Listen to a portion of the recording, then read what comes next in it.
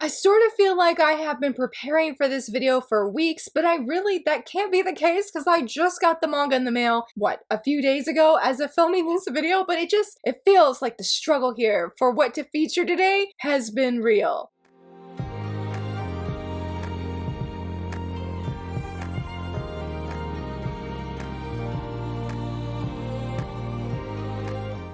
Hello friends, happy Friday, so very excited that you're here. I am doing a manga first impression video all on shoujo and I'm really excited. A huge shout out to my Patreon and channel members because I asked them what they were looking forward to this month from me when it came to videos. I did ask, like, did they want 2 first impression videos or did they want 1 first impression video and then a manga unboxing of, not manga unboxing, but I guess you would say merch haul and magazine haul unboxing kind of thing, because I literally have 3 boxes next to me. Yes, I got one this morning that came, and this would be a great point to say I thought it was Fall in Love You False Angels, and I do want to apologize to my Patreon channel members. I tried to do all the manga that was voted for, even though typically I try to do just 3 like manga first impressions. I was gonna try and do 4, but Fall in Love You False Angels, it was supposed to come with the manga that came right on Monday. When I checked Sunday night, they're like, yes, it will be there tomorrow. I was like, cool, awesome. I get the manga, and the manga, that specific manga, was not in there, and I was like, hello, where's that package? I go and check the tracking and it's in another state. I was like,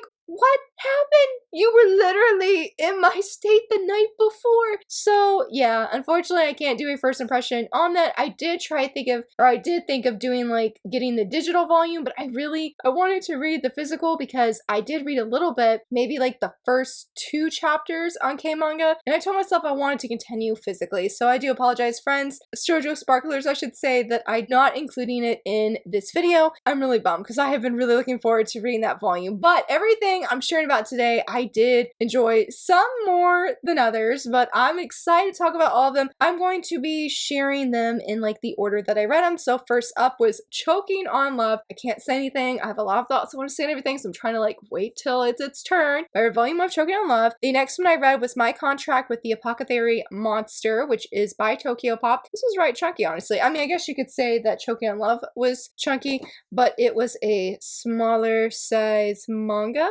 And then the last one that I read is The Too Perfect Saint, Tossed Aside by My Fiance and Sold to Another Kingdom. This did get an anime announcement. If I can, I'll leave the link in the corner because I do feel like I featured it somewhere. I don't know when. I know I featured the official key visual that they shared at the time. Yeah, I definitely knew for today, if anything I was going to feature, that I knew I wanted to feature this one since the anime was coming. And I was just really curious about it. So let's go ahead and talk about these. I will leave timestamps down below so that if you don't want to hear any, I'll try and keep this spoiler free, but if you don't want to hear any like thoughts on it, you can just skip ahead to the next manga, just as an FYI. But the first one I'm going to talk about is Choking on Love, and I will say right now, the hype for this was 100% real. Very real. I mean, probably like 1000% real, y'all. Like, I'm pretty confident that this was my favorite read out of the 3 I read, even though I enjoyed all of them. This one just was really a lot of excitement that I had. So let's talk about what this series, or this volume, is about. It is about our main girl here. Her name is Hibari, and she is a graphic design. Yeah, she is an art student with dreams of becoming a graphic designer, and we see that she has been struggling getting her graphic design to what her teacher is sort of telling her. He wants her to be less serious, and she's like, what? How do I even do that? And as she's at work one day, she has been working overtime at her job while still going to school. There's a little bit of an incident that happens at the restaurant she works at, and this guy here, Gaku, he accidentally pours water on her laptop. That's a big deal in general, right? Because the laptop, of course, didn't work after that. But it's even a bigger deal because the next morning, a major assignment is due. She sort of explodes at him because, like, I'm really sorry. And she's like, that is not enough. I have to turn this in. Now I can't. And things are just going haywire. Well, it's like, okay, I'm going to fix it. And, she's like, I don't know what I'm going to do. Oh, and she gets off work. Who is waiting for her? Gaku is. Now, I should say they go to the same school. He is a musician, but he is also in the art school. He's going for, was it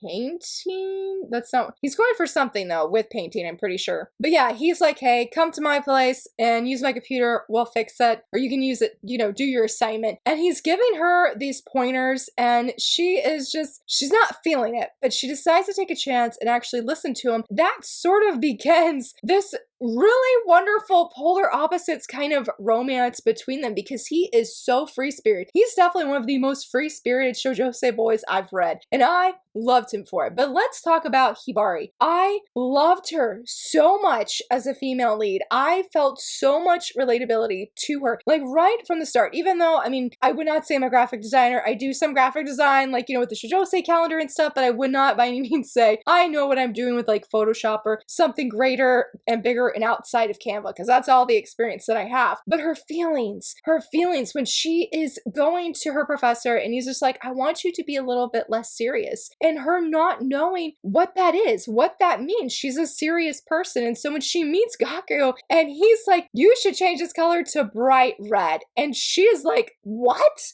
No, because he's like peeking over her shoulder. Well, not really peeking. He's in her space looking over her shoulder as she's doing her assignment at his place. But she decides on a chance, on a whim, to take it. I don't remember if it was in that conversation when he asked her, what are you so afraid of? But he does ask her that at one point. Again, going back to that relatability, I so get how hard it is to get outside of your comfort zone. It is a real struggle. You can see something that you love. In her case, it's graphic design. You see it. You know that you want to grow as a graphic designer, but actually taking that step to go and do something that feels a little bit scary. It's not on the safe path of what we feel is, you know, the easiest, not necessarily the easiest option. We'll say the easiest when it comes to our emotions. And Gaku's asking her to get off of that, to get off that path, to try something that is completely foreign to her, and she really doesn't know what the outcome is going to be. Yes, I was like, girl, that is like my life right there. Yes, I honestly was thinking before filming this video that honestly, if I hadn't been so afraid of the unknown, I might have started YouTube a lot sooner. And there's times in my life where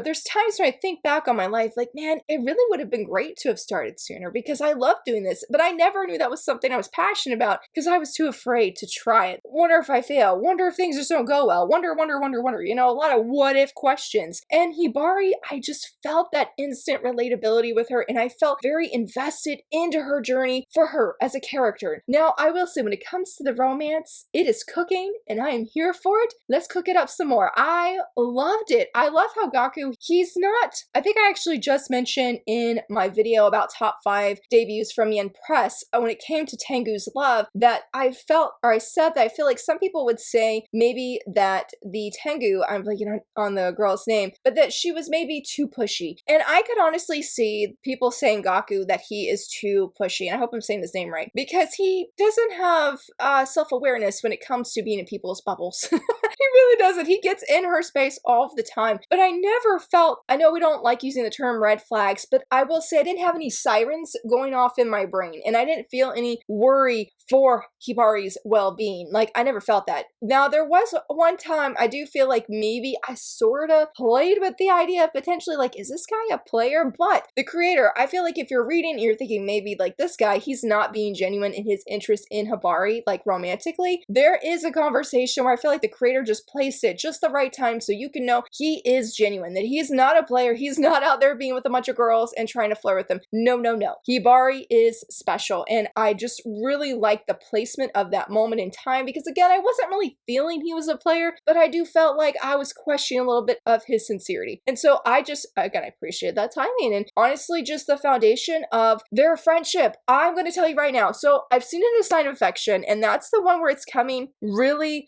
to mind that I loved it in that manga. And if there's other manga that have it, let me know because I feel like I'm like, surely I've read something. I really love when you have two characters who are going to be entering into a relationship romantically, that they become friends first, or they have signs of friendship. And what I mean, this moment, I love. So at the moment, Hibari has turned in her thing, or she got it finished. Gaku cheers for her. What they do, he puts his hand up and he's asking for a fist bump, and they fist bump. They fist bump. I love this. I love the specific kind of trend, trope, whatever scene. I don't even know what you would call it, but I feel like it is just something so pivotal where the male lead in this case is saying, Hibari, yes, I'm interested in you romantically, but I see you as an individual, as a person, and I see what you've done on this project, and I'm proud of you. yes, yes, it makes me excited because I just feel like, you know, when you're in a romantic relationship with somebody, yes, you are attracted to them, you love them. That is important, I feel like, to be in a romantic relationship. But even more, you need to love that person just because you love that person. Not because you're attracted to them or want to date them, but because, like in this case, you're just happy for them. You're happy for their well-being and you're interested in their well-being. Does that make sense, friends? I really hope that makes sense. I feel like the first time I saw In a Sign of Affection, I just got so excited because I don't vividly recall seeing that before. And so when I saw it on Choking on Love, oh yeah, I celebrate, friends. I celebrate because I really love that. And Gaku is a really amazing male lead who just challenges and pushes Hibari to step outside of her comfort zone and is so encouraging to her. I will say though, when they have the romantic moments, y'all, I was about to share some. I was like, that might be a spoiler. Look how nice he looks though. He does bring some skipping the heartbeat there a little bit, you know what I'm saying? He was great. I loved everything. I loved the music aspect. I really loved the graphic design. All of it coming together was perfection. I mean, this is definitely gonna be a favorite read for this month. And I've read some other really good things, so I'm like, is it the favorite? But I really do feel like it is because the excitement levels I had were sky high. And I just felt like I was on cloud nine after I read it. The art was really great. There are so many wonderfully funny faces. Like, y'all, what is up with this panda? I am so with her. What is up with this panda? I was like, I don't know. And look, even in her face right here, she's like, what? I can't stop thinking about that stupid panda. And I'm just like, girl, yes.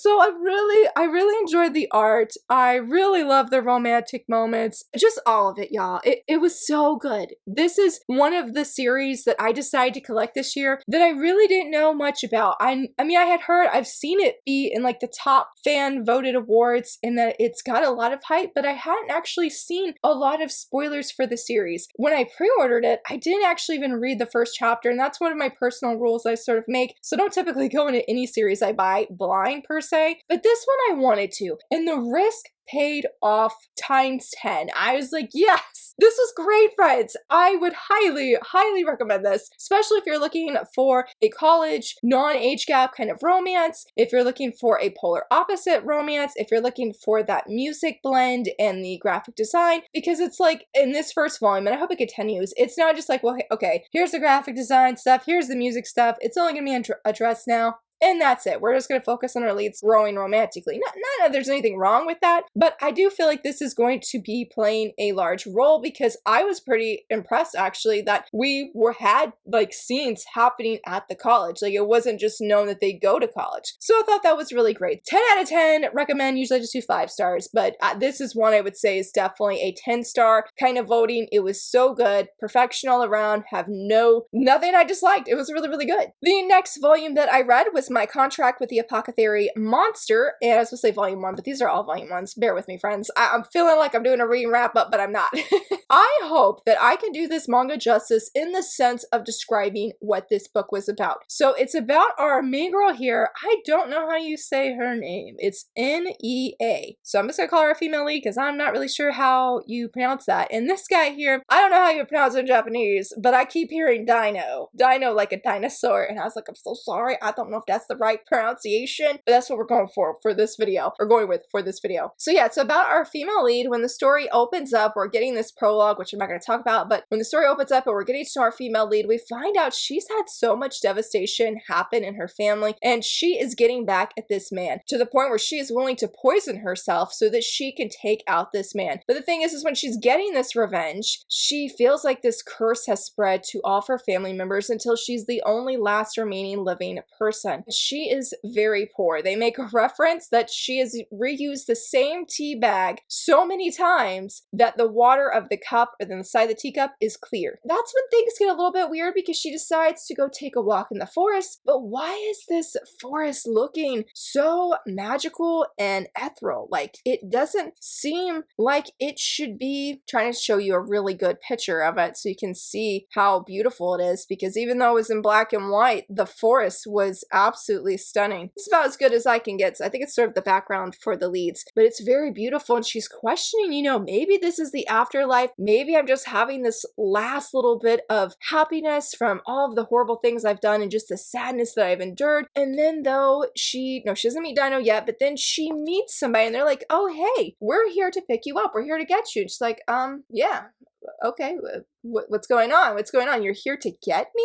And so they bring her back to wherever they live, and they're telling her that you are somebody who's been summoned to this world, and you are a song bearer, meaning there's monsters in this world, and you have to use your skills as a song bearer to make those monsters not, say, attack villages or harm the environment and all of those things. But there's a catch to it. When a person is summoned and they go to catch a monster, you have to form a contract with them. When you use that monster's powers, that monster uses that person's life source slowly but surely until they could potentially die at a really young age. And she's hearing all of this and she's like, no, you know, she's thinking internally like, I don't want this, but they're basically telling her, you don't have a choice. Every country has a song bearer and they desperately need one. So you're going to perform this ritual and then you're going to go get your monster. But she sneaks out and she's like, I'll just do the ritual by myself. And, you know, she wants to choose her own monster because they're like, we'll choose it for you. And she really just didn't want that to happen because the weaker your monster is that you form a contract with, or like the weaker that monster is, the less higher standing you have. Well, when she meets Dino here, he's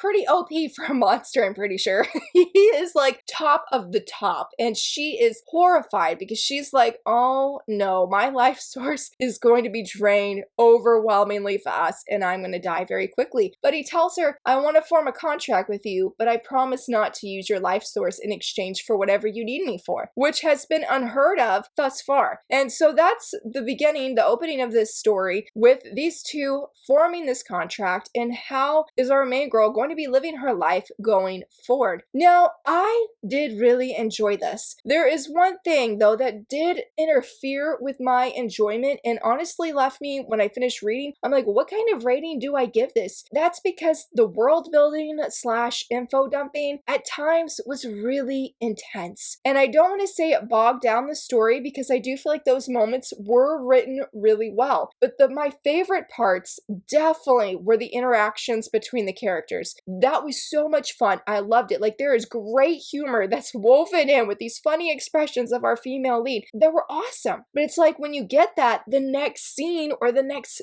2-3 pages are explaining things about this world that I do believe are pivotal for us as readers to know. But I just wish that it didn't cut these scenes that I love with these characters so short, or it felt that way. It felt that way. And again, I do feel like the information was something we needed to know, and it does expand a little bit more of why are these people getting summoned? Why do they need to form contracts with monsters? And you're getting a bigger picture of this world. We need a map though. I ain't gonna lie. We need a map because I was like, you're giving me country names. I'm not seeing it in my head. And I felt really bad. So there was a little bit of a point when we're getting the info dumping. And I'm like, Laura, just do the best that you can. Remember what everything is and just keep going. And so that's sort of what I did. But going to the characters, I love them. Though let's talk about our heroine first. I really, really liked her. And I was actually really shocked that when I went to go leave my review on Goodreads, many people were voicing they didn't like her. I try not to read too much into them at all because I didn't want it to affect my thoughts here sharing it with you. But I was just so surprised because I feel like when we see and remember how we see her backstory at the beginning and the heartache that she has been through, I feel like all of her decisions make sense in the present. She is fighting, doing what she can. I should say fighting with quotes because it's not like with a sword or whatnot, but she's fighting for her rights of independence to hopefully live a really well life. Like one of the things I thought she was actually pretty savvy was when they are saying you're going to do this, this, and this because you're the song bearer. And she's like, okay, but let's establish me having a pay. And if you have me work overtime, I get double the pay. Also, I need 3 meals a day. Also, I need you to provide room and board. And she establishes those so that she's not being mistreated because at the beginning, yeah, when they're explaining what a song bearer is, what they expect of her, I was pretty worried too. I was like, they're going to milk this girl for all that she's worth and they don't care for her as an individual. So I love seeing her take a stand in that way. And also even with Dino, who is this ultra mega powerful monster that we know a little bit of, and he seems really happy and cool, but he could be sort of scary as the end points out. That even with him, she puts him in his place. Like, she doesn't put up with anything. And I admire and respect her for that when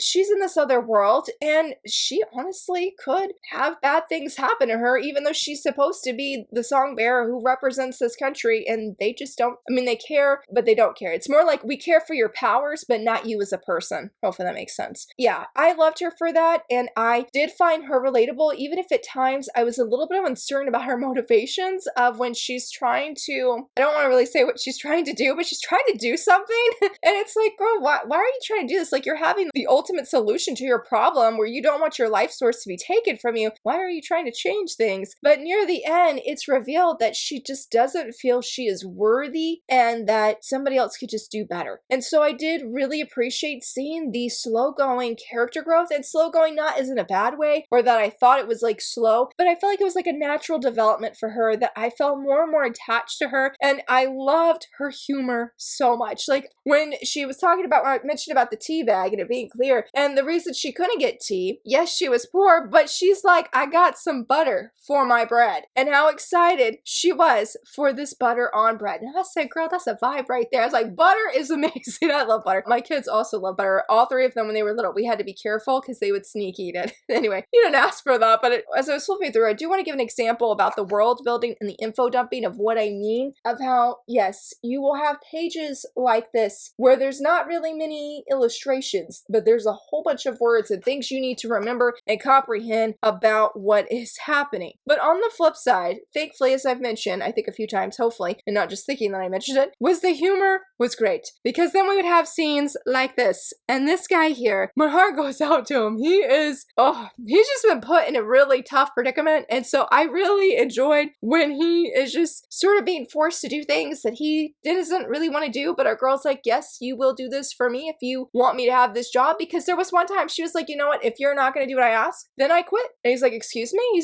She's like, well, if you're saying that I don't have to stay, and if I'm pushing things on you and you don't like it, and I can just quit, I will gladly quit. And they're like, wait, like his advisors are like, wait, please, wait, please. So I really, really enjoyed those moments. Talking about humor, we'll talk about Dino in just a second. I have never seen this in a manga, but if you ever need a recap because you're really busy, this one has a recap of my contract with the Apothecary Monster for busy people. And it was a really funny recap. Doesn't mention anything with the world building, which was something I was actually hoping, but I really did love, so we got the expressions that they had. It was so great. It was really funny. So I really did enjoy that humor. When we had some humor, that humor was on point. Now, Dino here, I forgot to look it up, but it is the common trope, I think, well, I mean, say common trope, I mean, I haven't read a lot of it personally, but it is a trope in manga that we see where they take joy in getting pain. So when the thing is, he is like, let's form a contract, and she's like, well, what are one of your wishes that I can grant since I have to do that part of the contract? And he says, I quote, treat me roughly. I can't even say more because I started laughing. And I felt bad for her because she was like, excuse me? What? Like, did I hear him right? And yes, and she did. And he's beautiful. Beautiful character. Very, very handsome. Absolutely stunning. Has a beautiful smile. I really did like him, but I'm trying to find that moment where he's like, yes, this is, yes, right here. This is one of my favorite panels where she's like, what does that even mean? And he gets so happy when she lectures him, when she tells him not to do something, when she pulls on his hair, when she steps on his toes. He loves it all. He loves it all. And I'm not one for that trope personally. I can't relate to it. See, look at his face. But I found it hilarious in this manga. It was a really hilarious part. Sorry, I said the same thing twice because I was thinking about it. It was great though. And this poor guy, and that's part of, I think, where the humor comes in with him, is with these monsters, you need to treat them with respect. It seems like our female lead does not treat Dino with respect, and he's just like, having this look right here, like, I feel so bad for him, y'all. I really do. He didn't ask for that. But lots of good moments, lots of expressions. The art is stunning, breathtaking, very, very beautiful, and I am very curious to see where it's gonna go. Sorry, I'm just showing you all of his happy faces, because they're just so sweet. Because he's like, you're so cute when you scold me. She's like, no, I really didn't need to know that you like that. I'm like, I'm so sorry, girl. I'm so sorry. But he may seem this easygoing person who is just likes having her sit on his lap or being scolded. But you know, there's moments. There's moments where it's like, I really think there's something more to this man, because this is like a great example. Something happens and he's like, I'm the only one who can share with her. And when somebody tries to touch her, he's like, don't touch my things. And then at the very end, the final page actually of the volume before the recap, let's just say I am scared for the person that he is talking to. Like, that person unintentionally messed up and they didn't even know, but they messed up big time. And I'm like, I don't know what's going to come from this, but I hope that you're okay. So I say all of that. I really enjoyed it. Obviously, I love the humor a lot. I love the characters, and I am very confident that I am going to get the second volume, because I did see that there were 2 reviews up for volume 2 on Goodreads, and both of them said that volume 2 was even better. And so I'm taking it that with this first volume, it is sort of laying the groundwork where you need all of that backstory, well, not necessarily the backstory, but you need all the world building, you need the info dumping to hopefully really understand how this world works, because it is a really unique concept. And when somebody honestly asked me about the title and like, oh, what's this about? And I'm like, I don't know of any series I can compare this to give an, like, help give an idea. If you like this, then you'll probably like this series. I don't really know anything, because the world building was so unique and so different with these monsters. I love how our female lead even mentions that it seems that if humans are supposed to sort of rule over these monsters, why does it seem like the monsters are getting the better part of the deal? And it really does feel that way when you think about it. It's sort of like, because when they ask for wishes and want them granted and whatnot, their lifespan stays the same. It doesn't change at all. It's just the human that is affected, and that the human has to give up part of their life source. So that was very interesting. And so yeah, again, I think all of that was needed, even if at times I'm like, this is just a little bit too much, and I wouldn't say I wouldn't care, because I read those parts. I did not skim read them. I genuinely read them and tried to comprehend them to the best of my ability at that time, because I was reading late at night. But I just wish that they were lesser and more focused on the characters, because that is where this first volume really shined. And so going back to what I was trying to say, with those reviews that I saw on Goodreads, they both gave it 5 stars, and they both said that their issues that they had in the first one were non-existent in the second volume. I am taking that, and I'm hoping that that means, since we know the world and everything and how it works, that it's going to focus on our leads. And that is what I want more of. I really do. I love their interactions. I love how she's scolding him. I'm loving how he's just getting blushy and excited about it. I really too, that I feel like there is this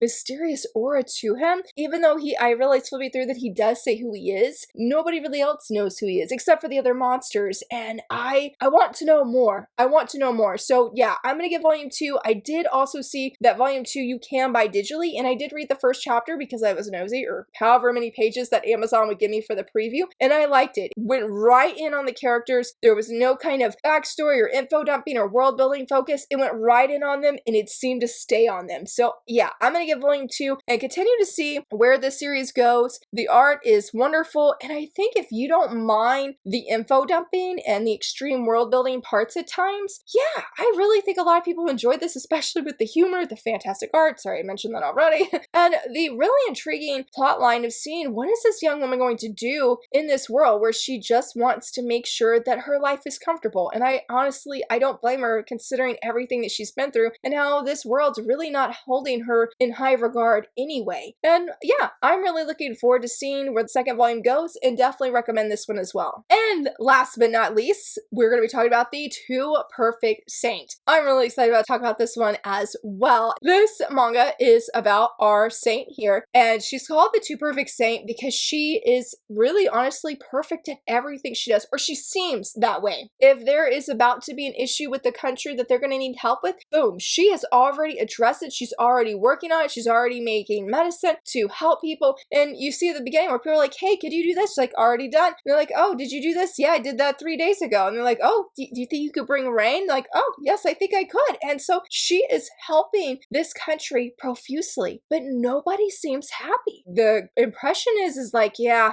she's done that. She's stealing people's jobs. like stealing people's jobs because she's making people's jobs easier. But anyway, that's my opinion on that. But the thing is yeah, nobody around her seems happy. And then she comes home. She comes home to parents who don't love her, or at least that they act like they don't love her. And they're like, how dare you take people's jobs? Do you not see the disgust that people have for you? Why are you like this? Why do you do this? And it's just like nag, nag, nag. And then, because you know this guy be his sister, and that is exactly who she is compared to. Her mother, her actual birth mother, is like, why can't you be like her sister? Everybody loves her. She's the happy saint. You don't even know how to smile. Can't you just change who you are and change how you look like? Because you and the way you don't smile and the way you do everything really affects your sister. So you need to change because you're hurting her. And you find out that our saint here, that she thought if she did all of these things almost to the level of perfection, that she would gain people's love. Oh, it breaks my heart, y'all. It breaks my heart. And the thing is, she worked so hard, did the best of the best that she could do, and it wasn't enough. It wasn't enough for their love. So much so, at the time, at the beginning, she's engaged to the second prince of her home nation. She gets a summons from him, and her sister's like, oh, maybe it's a date, because thankfully, y'all, the sister seems great and doesn't actually hate our female lead. We'll talk about more of that in just a second. But her sister's like, oh, maybe it's a date. But her main girl she's really nervous, and she goes to see the second prince, her fiance, and he is the happiest he has ever been. He says, do you know why I'm so happy? Basically, he has sold her off to another country as the saint. Yes, he sold her off to another country, and he is giddy at the fact that he is breaking up with his fiance. And he's like, oh, but I don't want people to ruin my image because our engagement's off. No, I'm gonna send you elsewhere and make it seem like this was your choice to go, and then I'll look even better in the people's eye. Can we just say scumbag alert? Sorry, I didn't even think I finished saying my sentence because I was just so angry about it. But yeah, he sends her off, excuse me. She can't say goodbye to anybody, including her sister. She gets to this other land and she is nervous, rightfully so. She's like, they're probably gonna work me down to the bones. I'll never get rest again. And guess what? She is greeted by knights. She is greeted with tears, with excitement, with genuine happiness that she would come from her homeland, from her country, to come to them and help them, a country that is struggling. And it makes me emotional thinking about it. I love it. I love it in the sense of the treatment that she gets. And so begins this story. Now, I'm gonna be honest, when I read those first 2 chapters, I was nervous as all get out, y'all. It was depressing. It was upsetting. And I was like, I don't know if I could finish this volume. I'm like, the way she's being treated is just triggering all the way around. But we get to chapter 3, and when she gets to this other country, my heart is breaking for her because she is leaving her homeland. She is leaving her family. Even though her mom and dad treat her like crap, she's leaving them. This is all that she has known all of her life. But yet she comes to this other country and they welcome her with so much. And it's not just that they welcome her, but they genuinely cherish and care for her. There is a page when she meets her new butler and her new maid. They say they will do everything in their power to help our main girl see that she is valued, that they will cherish her and cherish her so much that she's gonna see how important she is. And I'm like, yes, I love it. I love that. I was sold there, no pun intended, considering that our girl was sold off. And I love how there was even a short story that addresses how these princes felt. Sorry, I felt like I said princesses, but I meant prince, and how they felt, how upset they were. But the second prince, if the first second prince was a total jerk in our girl's homeland, this second prince, this dude right here, look, I don't know if I should even be shipping anybody right now with romantically, but I am shipping them. He is a ray of sunshine in our girl's life, and I love how he's like, I am so sorry that we took you from your homeland, that we took you from your family. He's like, I will do everything in my power to help you have a genuine love for our country. And I really feel like in this first volume alone, he is doing that. I loved him. I love the people surrounding her. I love how they're like, when they see her working so hard and they're like, whoa, stop. Your rest, your life is more important than you taking out these monsters to protect the country. And she's like, what? I don't understand. Like, what is that? Like, look, y'all, my friend Fire loves galaxy panels. Like when you have a panel and there's a galaxy behind it because they're just so stumped and like, what? There are at least 3 of them. 2 of them concern her when they're like, you need to rest. And she's like, what's that? What what do? I don't know. It's almost like she can't even comprehend it. I was trying to find one of them. I had pictures, but I loved it. I loved it. Again, I'm so sad for our main girl. And then she loved her sister because, oh yes, the sister. You are not going to find the trope in this manga, thankfully, where we have like two sisters and the one has always hated the other and she's out to get her and now the main girl has been treated so horribly because of that evil sister. No. Oh my gosh. I was so happy we don't have that trope in this manga. I was like, look, I'm not one that is like, oh, we have too much of this, too much of that. But yes, we do have too much of that evil sister trope. I'm not here for it anymore. I don't want it. Can we have some happy, healthy relationship between sisters? And we do. And we do in this manga. Because even if the mother and father treat our main girl horribly, the other sister, is her name Mia? I think her name's Mia. She loves her sister. She respects no one more than her. And honestly, I'm a little bit concerned because she doesn't know that her older sister's been sold off. She has no idea. But when she finds out that her sister is basically, she knows has been taken from her, I'm scared. I'm scared because, okay, I don't think it'd be a spoiler to show, I don't know what this means. Okay, so she has saintly powers. Here she is. Just right here, she's talking internally, and she has these sort of odd speech bubbles. You see them? They're not clear, like say like this speech bubble. And then they're black.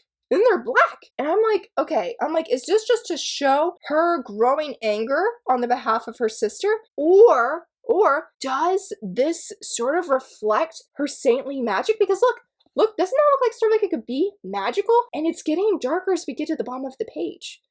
I'm like, could she sort of intentionally go evil because she's so upset about her sister?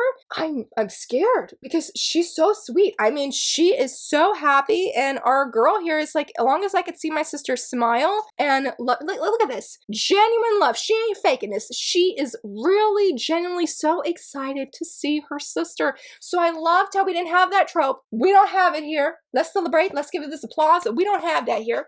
Yes, I'm here for it. I love it. I just hope, though, that her sister doesn't go evil. Or, you know, I mean, I get her anger, like, but that would break her big sister's heart, I feel like. You know what I mean? So yeah, let's hope for the best for her. I guess to be determined on what happens there. But I love the entire cast of characters, like in the new country. And that sister, but not the mom, not the dad, not the second, no, didn't like them at all. But everybody, like past chapter 3, I really loved. And I'm here. I'm invested. I'm getting the second volume. I want to see our girl smile. I want to see her start to value herself. And know everything everybody's saying to her is real, of how, like, she is important. Not just because she's a saint, but because she's a human being that has life and value. I loved it so very much. I would definitely recommend it, especially if you're looking for healthy sister relationships, even though they're separated, because that is, we need more of that, okay? Also, if you're looking for a non-isekai story that does have magic, does have that saintly ability with some OP-ness, but not because she was just naturally gifted, but because she went through some extreme, grueling training, and it made sense why she doesn't smile today, honestly, with all the things that she went to. And also,